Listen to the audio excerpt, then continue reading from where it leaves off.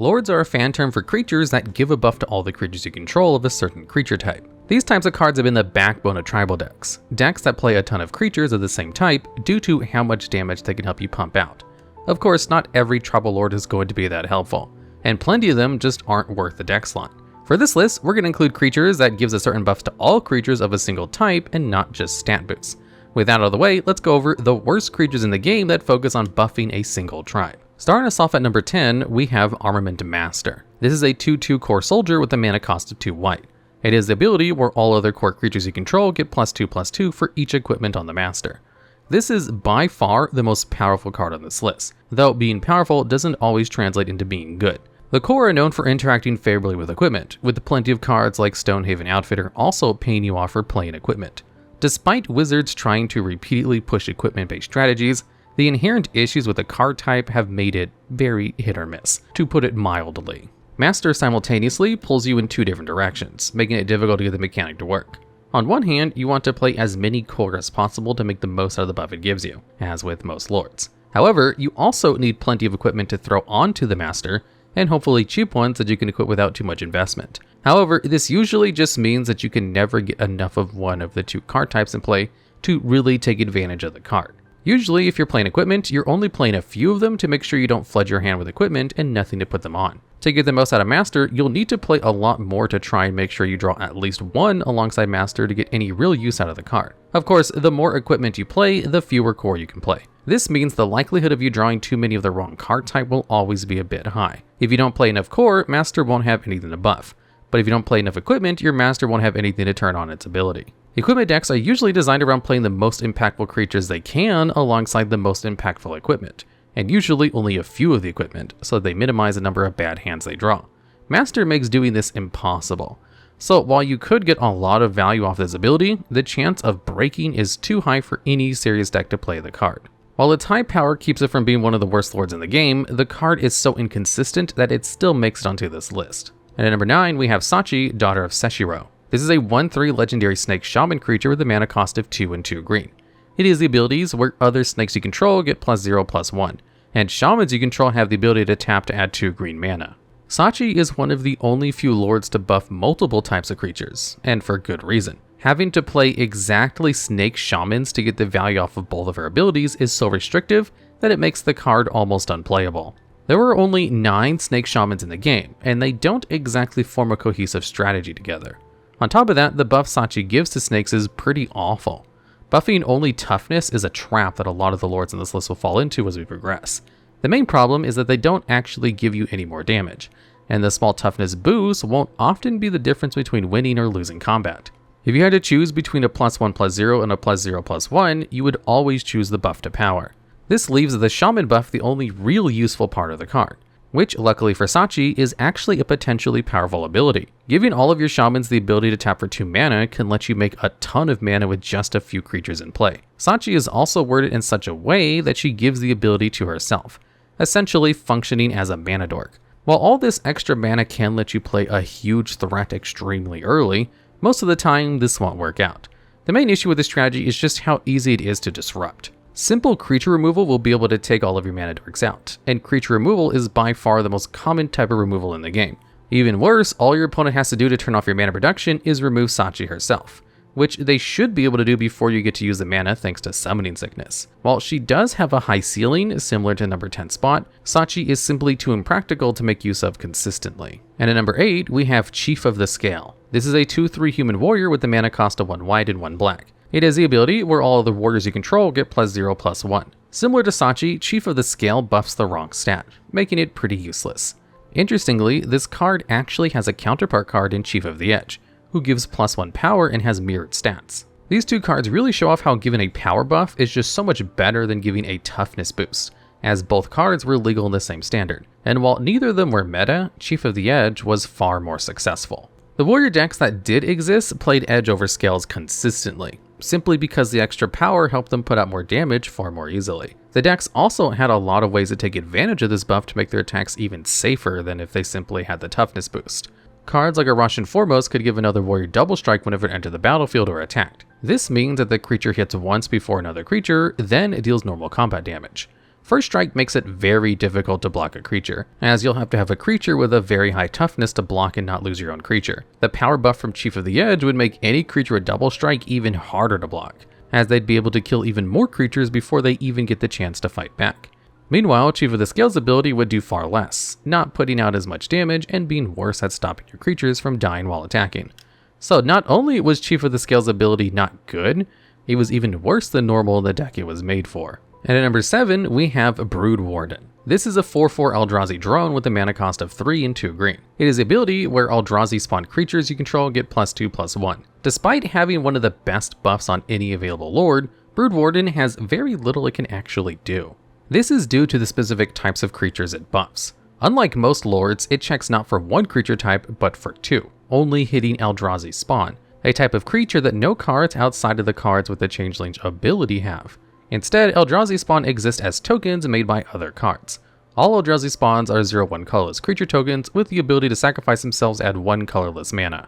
The main use of these cards is supposed to be to allow you to get out your big, threatening Eldrazi more easily. However, this wasn't ever as good as more typical forms of ramp.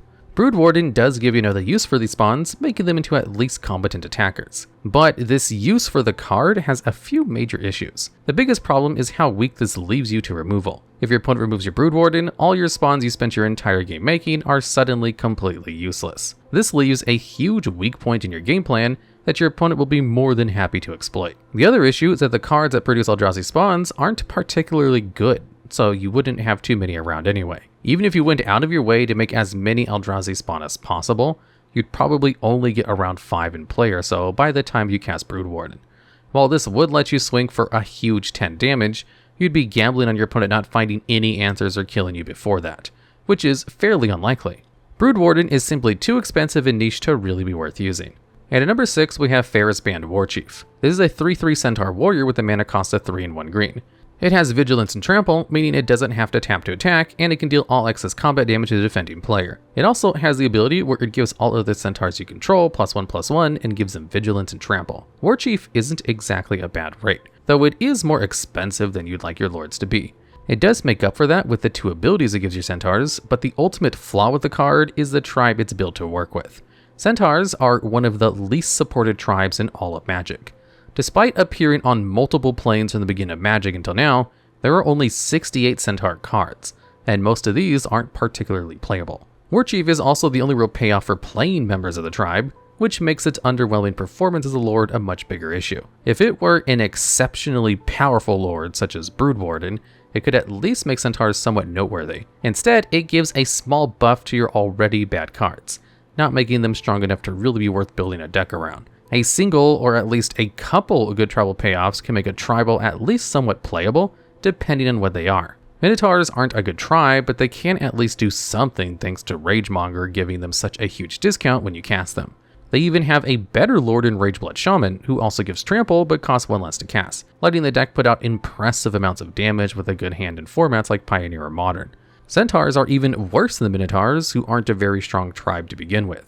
Warchief doesn't do what the tribe needs and doesn't have strong members to support it, making it a pretty bad lord overall. And at number 5, we have Anaba Spiritcrafter. This is a 1/3 Minotaur Shaman with a mana cost of 2 and 2 red. It is the ability where all Minotaur creatures you control get +1/+0. Anaba is a very simple lord that's simply far too expensive to be worth casting. The +1 power is a fairly minimal upside for a card that cost a full 4 mana. Even worse, at the time the card was printed, all the way back in Homelands, Minotaurs were both a fairly rare creature type and a weak one. Their cards were usually 3 mana 2/3s, a bad stat line that Spiritcrafter only made mediocre.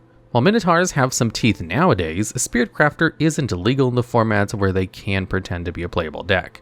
And even if it was, they still wouldn't play it. Not only do they have a better lord in Rageblood Shaman, who costs less to cast and gives a much better buff, but they also have a second more powerful lord to be the top end of the deck in Kragma Warcaller. This is a 5 mana 2/3 that gives all of your Minotaurs, including itself, haste, letting them attack the turn they come into play, and gives all attacking Minotaurs you control +2/+0. Despite its higher cost, having one card that gives creatures a 2 power buff and the powerful haste ability is enough to make the card at least somewhat playable. In comparison, Anaba Spiritcrafter's impact on the game is so minimal, you'd probably be better off casting just about anything else. even if they didn't synergize with your deck. Playing Spearcrafter at all, not to mention over another Minotaur Lord, is honestly doing your opponent a favor. And at number 4, we have Aven Brigadier. This is a 3/5 bird soldier with a mana cost of 3 and 3 white. It has flying, meaning it can only be blocked by creatures with flying or reach, and gives all other birds +1/+1, but it also gives all other soldiers +1/+1. These are 2 separate abilities, so all of your bird soldiers will get a +2/+2. This is an impressive stat buff, but there are several issues with it. First off is the lack of cards to play it with. In the modern day, there are only 55 bird soldiers in the game, a paltry number. That's taking into account cards printed more recently as well. This means you'll be playing very few good cards alongside Brigadier if you want to get the full buff, which is something you'll need to do because it's just not worth it unless you're getting the full effect. Paying 6 mana for a 3/5 alongside a +1/+1 to your team is just too little of a payoff for so much mana. Not to mention that cards like Favorable Winds and Empyrean Eagle do a lot better if you're just trying to get a lot of strong flying attackers. Honestly, even if it were easy to make use of the full card's effect, the 6 mana cost to cast would just be too high of a cost for the card to be worth playing anyway. And at number 3, we have Zuberi, the Golden Feather. This is a 3/3 legendary griffin with a mana cost of 4 and 1 white. It has flying and the ability where all other griffins get +1/+1. Zuberi combines multiple flaws from other cards on this list. It costs too much mana for too little of a buff, giving the same buff as a 2 mana lord for other tribes, and it only works with a very niche tribe. Through all of Magic, there are only 53 griffin cards, which is less the number of birds whose occupation is exactly being a soldier. There's not too much more to say about the card. It's a payoff for a tribe that doesn't exist, and a bad one. The extra damage it offers is too little to be worth it most of the time, especially considering you have to build your deck around it by playing griffins of all cards. The final cherry on the top of this terrible sundae is that the card is a legendary, meaning you can't play multiple copies of the card. Most tribal decks will try and spam out as many lords as they can to make their board as imposing as possible. While this would already be hard thanks to how unreasonably expensive Zuberi is, being legendary means you can only ever have one version of the copy around. You know things are rough when Adaptive Automaton is the best lord for a tribe. And at number 2, we have Akroma's Devoted. This is a 2/4 human cleric with a mana cost of 3 and 1 white. It is ability where all clerics you control have vigilance. Devoted is one of the worst payoffs for playing a tribe that you could conceive of. Not only do you not get any extra buff for a full 4 mana, you also get one of the worst abilities that you can give to a group of creatures. Vigilance is a very niche ability, as it only really gives you value on very particular board states. You need to be in a situation where you can both attack without your creatures dying, and need to block on the following turn. This is such a minimal upside that when we talked about the Pheres-Band Warchief, we skipped over the vigilance it gave to other centaurs. It also hurts that it's purely a defensive ability, something that most tribal decks aren't really interested in. Tribal decks are almost always aggro decks, so they always want to focus on doing more damage, and protecting your own life total isn't really a part of that.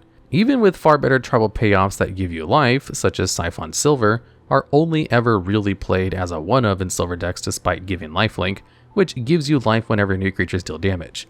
This extra life can add up fast, and the card can get you value over several turns, whereas creatures with vigilance have to be untapped at the right time to block. Silvers only play the card for very specific matchups where it matters. Giving a worse ability to your board for even more mana is a much worse use of your mana. Still, there is one lord, or rather 2 lords, that are even worse than Devoted is. And at number 1, we have Kobold Drill Sergeant and Kobold Overlord. Drill Sergeant is a 1/2 for 1 and 1 red that gives all kobolds you control +0/+1 and have trample, while Kobold Overlord is a 1/2 for 1 and 1 red that gives all of your kobolds first strike. For the majority of people who have no idea what a kobold is, these are a group of exactly 13 creatures that are usually 0/1s for no mana. They're all red and completely terrible. Memnite is a 0 for 1/1 with a powerful synergistic artifact card type that has only seen play in busted affinity decks, but it was never impactful enough to play in a normal aggro deck.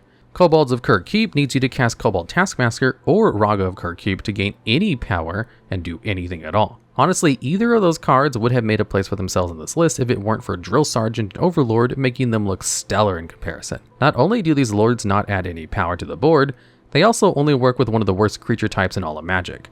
One with 0 playable cards and only a few modern cards of the card type that could conceivably do anything in a game of Magic.